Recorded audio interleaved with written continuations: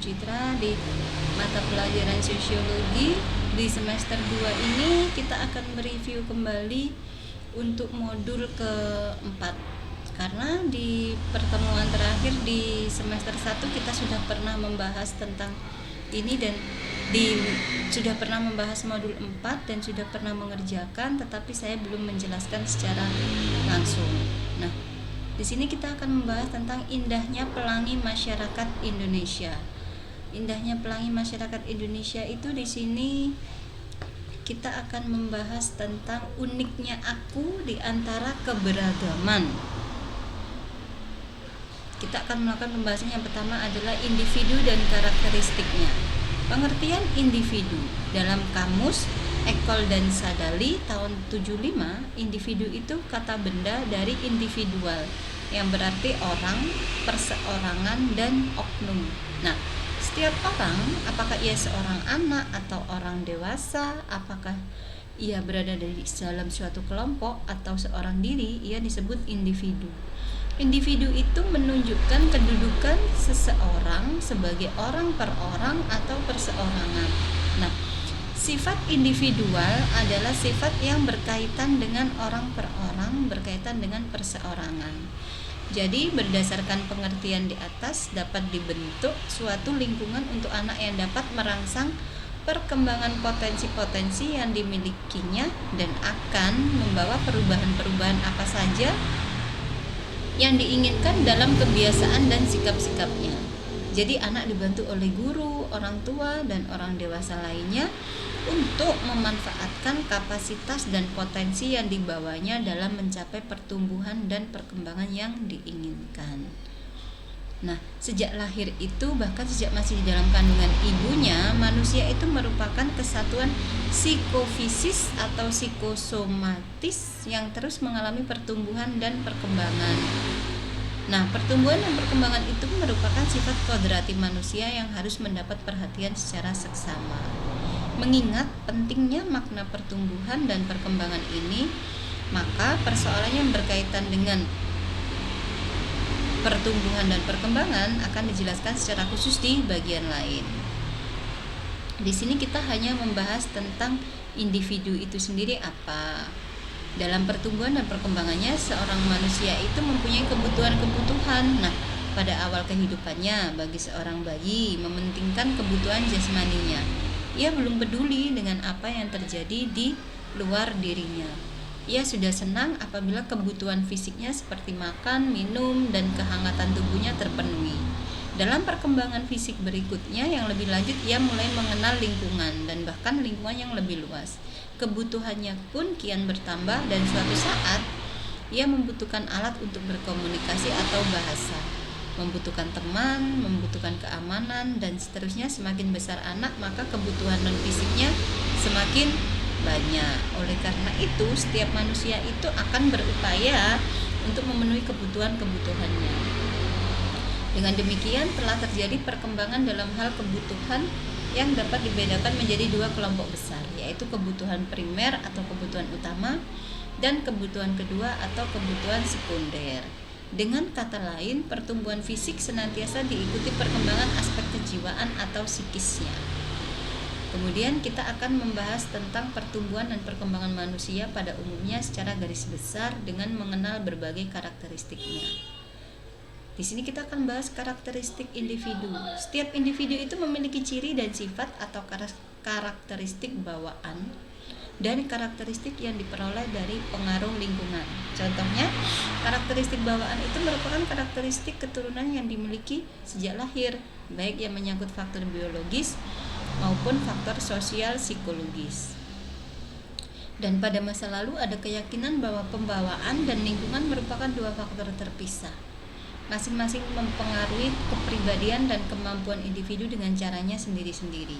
Namun kemudian makin disadari bahwa apa yang dirasakan oleh seorang anak, remaja atau dewasa merupakan hasil dari perpaduan antara apa yang ada di antara faktor-faktor biologis yang diturunkan dan pengaruh-pengaruh lingkungan.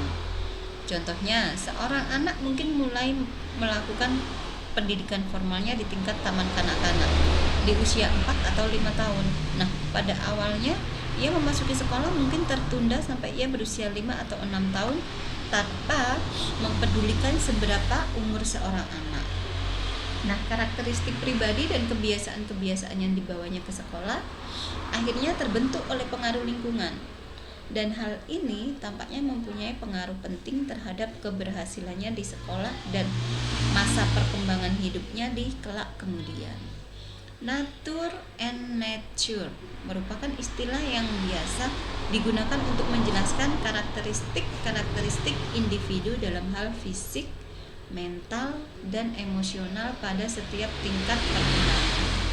Sejauh mana sih seorang dilahirkan menjadi seorang individu seperti dia, atau sejauh mana seseorang individu dipengaruhi oleh faktor-faktor lingkungan tetap, merupakan subjek penelitian dan diskusi. Jadi seorang bayi yang baru lahir merupakan hasil dua garis keluarga, yaitu garis keluarga ayah dan garis keluarga ibu. Sejak saat itu terjadinya pembuahan atau konsepsi kehidupan yang baru itu secara berkesinambungan dipengaruhi oleh banyak dan bermacam-macam faktor lingkungan yang merangsang. Nah, sekarang perbedaan individu dalam aspek perkembangan individu dikenal ada dua fakta yang menonjol, yaitu semua diri manusia mempunyai unsur kesamaan di dalam pola perkembangannya, dan di dalam pola yang bersifat umum dari apa yang membentuk warisan manusia secara biologis dan sosialnya, tiap-tiap individu itu mempunyai kecenderungan yang berbeda. Ciri dan sifat orang yang satu berbeda dengan orang yang lain. Perbedaan ini disebut perbedaan individu atau perbedaan individual. Jadi, dalam perbedaan individual itu ada, menurut pakar ahli sosiologi, itu adalah menyangkut variasi yang terjadi, baik variasi pada aspek fisik maupun psikologis. Seorang ibu yang memiliki bayi bertutur bahwa bayinya banyak menangis, bergerak, dan kuat minum. Ibu lain juga memiliki seorang bayi, menceritakan bahwa bayinya pendiam, banyak tidur, tapi kuat minum. Nah, cerita kedua ibu-ibu tersebut telah menunjukkan bahwa kedua bayi tersebut memiliki ciri dan sifat yang berbeda satu sama lainnya. Seorang tutor setiap tahun ajaran baru selalu menghadapi warga belajar yang berbeda satu sama lain.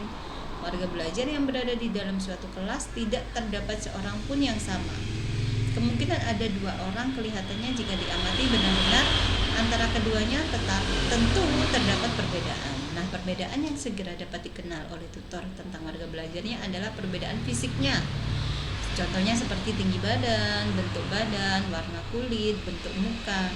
Nah, dari fisik, seorang tutor cepat mengenal warga belajar di kelasnya satu persatu.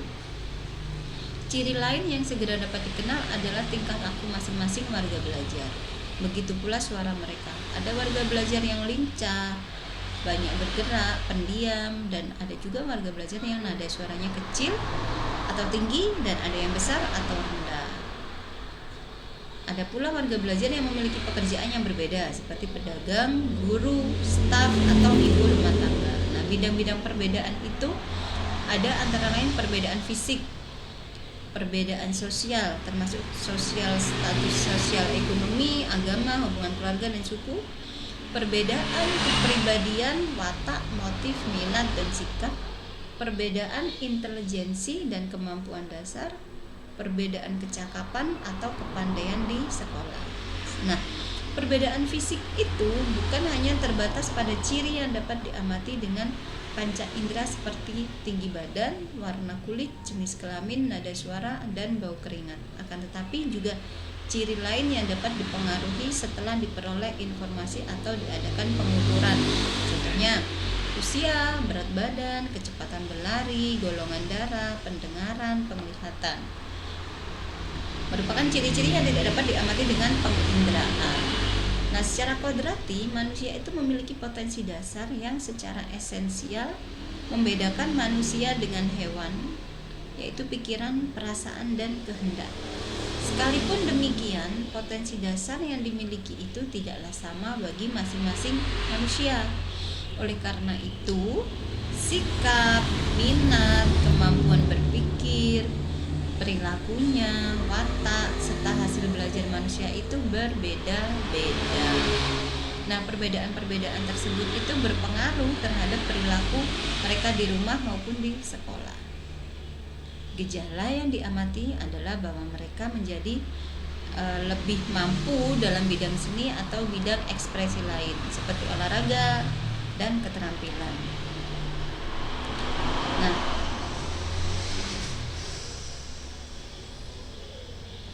di sini kemarin itu saya sudah meminta panjenengan mengerjakan latihan soalnya di mana ya, unit 1 dan 2. Di sini kita akan bahas di lahirnya apartheid. Nah, di sini ada dari beberapa Anda yang sudah mengumpulkan tugasnya tentang artikel yang lahirnya apartheid ini. Ada, jadi buat yang sudah selesai tidak perlu mengerjakan lagi, buat yang belum mengerjakan silakan dikerjakan di soal 1, 2, 3 ini. Sekarang saya akan melanjutkan lagi ke unit 2. Perbedaan itu indah. Di dalam masyarakat Indonesia memiliki berbagai keanekaragaman suku, bangsa, etnis, agama, ras yang merupakan sebuah gambaran indahnya perbedaan dalam masyarakat. Terlebih dengan adanya semboyan Bhinneka Tunggal Ika mengantarkan masyarakat di Indonesia menjadi masyarakat yang multikultur.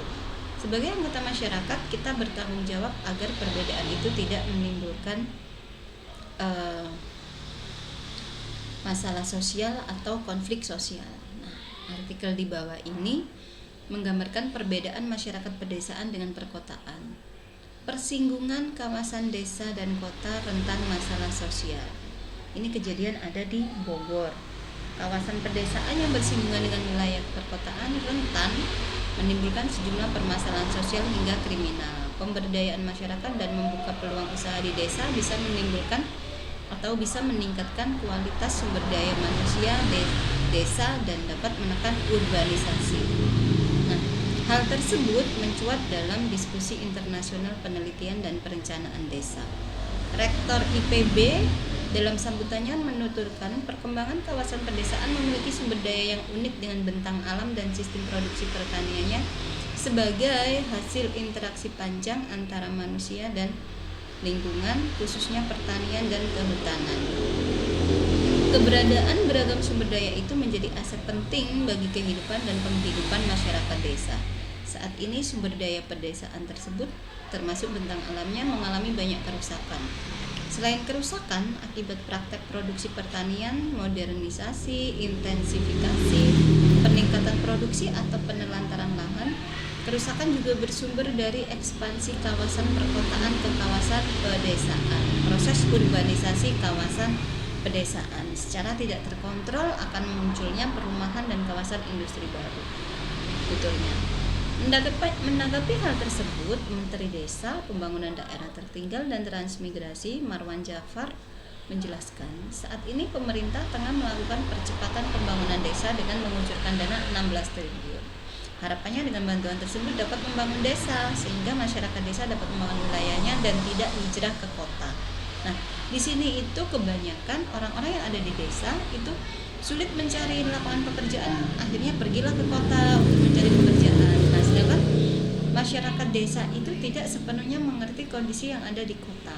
Nah, akhirnya terjadilah kriminalitas warga desa yang tinggal di perkotaan.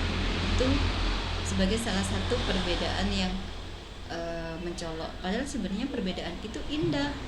Misal di kota dengan kependudukan yang masyarakat kota yang banyak sebagai pegawai, dan di desa dengan bercocok tanam dan bertani itu. Jadi selain itu fasilitas desa melalui dana desa juga dapat digunakan untuk membangun usaha desa. Nah, jadi ketika peluang usaha masyarakat desa itu terpenuhi, mereka tidak akan berpikir untuk mencari pekerjaan ke luar desa atau ke kota. begitu. Nah, kemudian juga biasanya kita lihat perumahan yang berdiri megah di antara perkampungan nih. Biasanya itu yang menciptakan kecemburuan sosial dan menjadikan tingkat kriminalitasnya menjadi tinggi. Bentuk-bentuk diferensiasi sosial, perbedaan sosial. Diferensiasi sosial itu bisa juga disebut perbedaan sosial. Nah, perbedaan sosial merupakan suatu perbedaan individu atau kelompok dalam masyarakat yang tidak menunjukkan adanya suatu tingkatan atau hierarki. Dengan kata lain, merupakan klasifikasi terhadap perbedaan-perbedaan yang biasanya sama. Artinya tidak ada penggolongan yang memiliki tingkat yang lebih tinggi atau lebih rendah. Diferensiasi sosial berdasarkan ras. Pengelompokan manusia berdasarkan ras merupakan pengelompokan bersifat jasmania berdasarkan pada ciri-ciri fisik.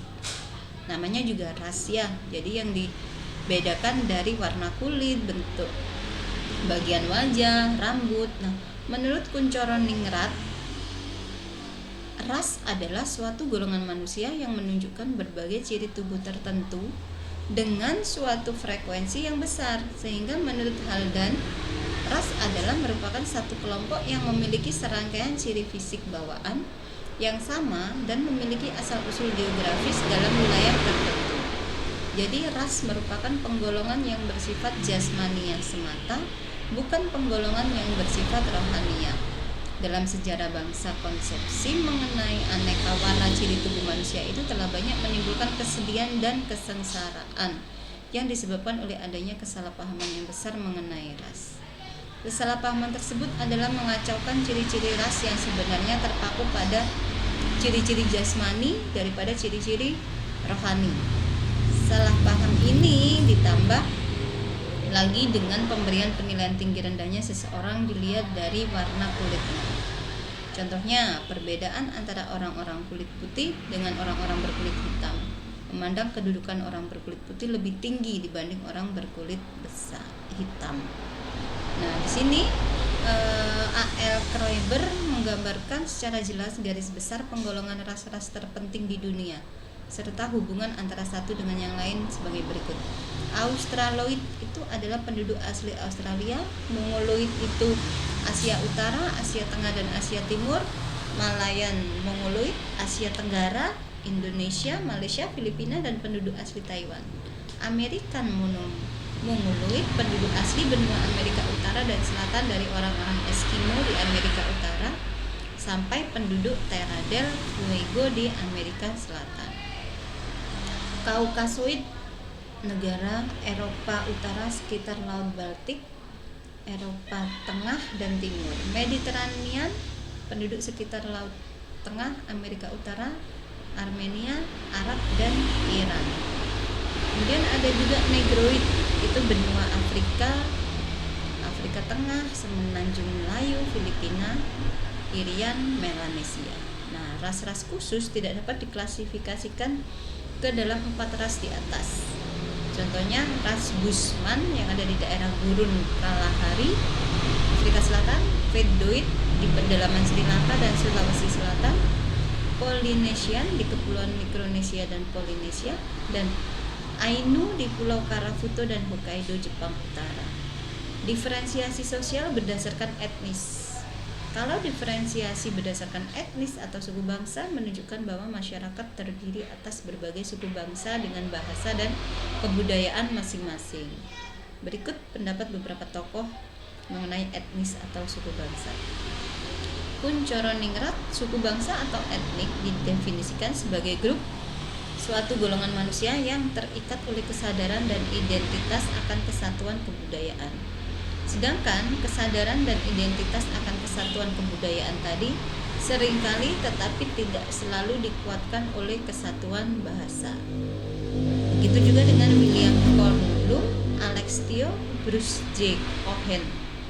Dengan bisa baca sendiri untuk itu, kelompok etnis itu dibedakan oleh karakteristik budaya yang dimiliki oleh para anggotanya. Kemudian, diferensiasi sosial berdasarkan agama. Diferensiasi berdasarkan agama terwujud dalam pernyataan sosial bahwa masyarakat terdiri atas orang-orang yang menganut suatu agama tertentu, termasuk dalam suatu komunitas atau golongan yang disebut umat. Kemudian juga dijumpai sebutan umat Islam, umat Kristen, umat Katolik, umat Hindu, umat Buddha, umat Konghucu, penganut aliran kepercayaan. Clifford Guest membagi masyarakat Islam Jawa menjadi 3 golongan. Ada santri, abangan, priayi. Nah, di sini dijelaskan masing-masing pengertiannya. Dan menurut Emil Durkheim, agama adalah suatu sistem kepercayaan beserta praktiknya berkenaan dengan hal-hal yang sakral yang menyatukan pengikutnya dalam suatu komunitas moral yang disebut umat. Diferensiasi sosial berdasarkan gender. Nah, perbedaan laki-laki dan perempuan mencakup perbedaan secara seks dan gender. Menurut William Bloom, terdapat 2 macam. Yang pertama adalah perbedaan secara seks adalah perbedaan laki-laki dan perempuan secara biologis. Karakteristik seks primer yaitu alat kelamin yang berbeda antara pria dan wanita. Karakteristik seks sekunder akan muncul kemudian seperti bentuk tubuh atau bentuk suara.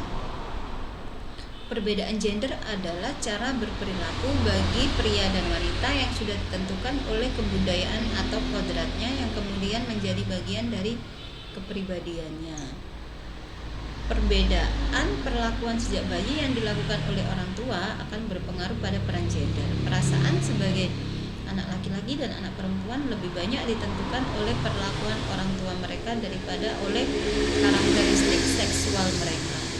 Peran gender adalah pola-pola sikap dan tingkah laku yang diharapkan oleh masyarakat berdasarkan jenis kelamin, dibuat oleh masyarakat dan diturunkan dari satu generasi ke generasi selanjutnya melalui agen-agen sosial seperti keluarga, kelompok bermain, dan media sosial.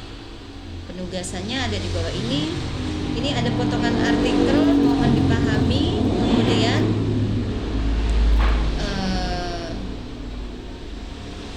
di sini ada tugas sebuah contoh yang menggambarkan hubungan yang harmonis dalam perbedaan adalah siswa-siswi SMA Al-Izhar dengan SMA Kanisius di Jakarta. Mereka menunjukkan hubungan yang baik seperti di dalam pelaksanaan program-program sekolah, saling berkunjung dan saat melakukan laga pertandingan futsal atau basket. Nah, kemudian selain artikel bukti nyata toleransi agama di Indonesia, kamu juga mencari artikel lain yang sejenis dari internet, surat kabar maupun majalah. Jadi tugasnya adalah Anda mencari artikel di internet atau di surat kabar maupun majalah tentang bukti nyata toleransi agama di Indonesia. Tugasnya itu. Jadi Anda mencari artikel, bisa kalau itu ada di internet bisa nyenengan tulis atau nyenengan ketik kemudian difoto berikan ke saya. Anda cari tentang artikel bukti nyata toleransi agama di Indonesia. Contohnya seperti kalau di Malang itu seperti kemarin ketika Lebaran di hari Minggu itu di gereja yang ada di sebelahnya Masjid Jamek Malang itu dia gereja itu memberikan tempatnya halamannya untuk umat muslim beribadah dan mereka memundurkan jam ibadah di gereja itu. Nah, itu bukti nyata toleransi agama di Indonesia. Kemudian jenengan pahami itu jenengan foto atau jenengan ketik kirimkan kepada saya. Semoga mengerti. Apabila Anda kurang mengerti dengan penjabaran ataupun tugas yang saya berikan, panjenengan bisa bertanya kepada saya melalui Japri ke nomor WA saya. Demikian untuk materi hari ini, saya akhiri sampai di sini. Kurang lebihnya saya mohon maaf. Wabillahi taufiq wal hidayah. Wassalamualaikum warahmatullahi wabarakatuh.